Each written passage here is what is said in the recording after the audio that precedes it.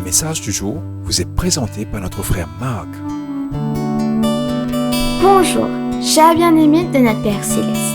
Aujourd'hui, je voudrais partager avec vous tous une parole de foi, une parole d'espérance, une parole qui vous stimulera à l'action afin de saisir ce que Dieu vous a destiné. Notre référence est Josué 17-18. Mais vous aurez la montagne. Allons au plus profond de l'histoire pour que nous puissions tous comprendre. Lorsque Dieu a libéré le peuple d'Israël de l'esclavage de l'Égypte, il leur a promis une terre coulant le lait et le miel. Maintenant, Moïse est parti et c'est Josué qui est chargé de diviser le pays entre les tribus d'Israël. Tournons-nous vers le verset du jour. Au verset 14, le peuple de Joseph, Éphraïm et Manassé parla à Josué, se plaignant qu'ils étaient nombreux et qu'ils n'avaient reçu qu'une seule part.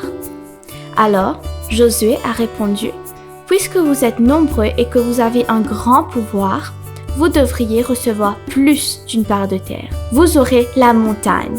C'est une forêt, mais vous pouvez abattre les arbres et en faire votre habitat. Vous en posséderez tout, parce que vous forcerez les Cananéens à quitter la terre, même s'ils ont des armes puissantes et qu'ils sont forts. » Obtenez-vous l'image, chers bien-aimés? Pouvez-vous lire la pensée de Dieu et répondre par la foi? Oui, Seigneur, nous pouvons le faire, si telle est ta volonté. Tant de fois, nous voulons avoir plus dans la vie, mais nous oublions que nous devons travailler pour obtenir plus dans la grâce de Dieu. Et c'est là que la foi, et la foi en action, dans l'obéissance aux commandements de Dieu, font la différence. Il y a toujours une chambre plus haute. Quand les vallées sont pleines de Cananéens, dont les chars de fer bloquent votre progrès, montez dans les collines, occupez les espaces supérieurs. Bien-aimés, si vous ne pouvez plus travailler pour Dieu, priez pour ceux qui le peuvent.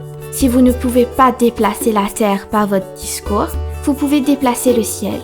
Si le développement de la vie sur les pentes inférieures est impossible à cause des limitations de le service, ou de la nécessité de maintenir les autres et d'autres restrictions semblables à cela, qu'elle éclate vers l'invisible, l'Éternel Dieu, le divin.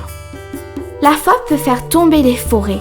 Même si les tribus avaient compris quel trésor gisait au-dessus d'elles, elles auraient à peine osé penser qu'il était possible de débarrasser les collines de leurs forêts denses.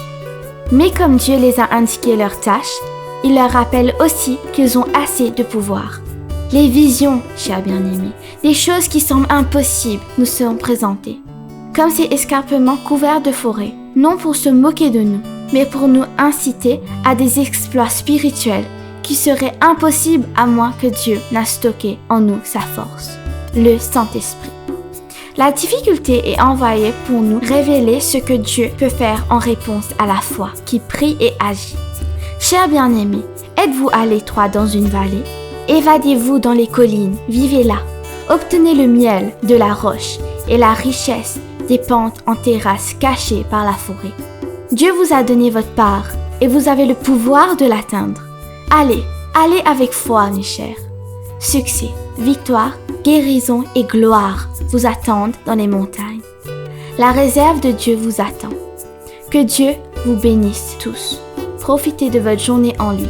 À demain. Au revoir. Si Dieu t'a touché à travers de ce message, appuie sur le like button et abonne-toi. Et n'oublie pas de la partager. Que Dieu te bénisse.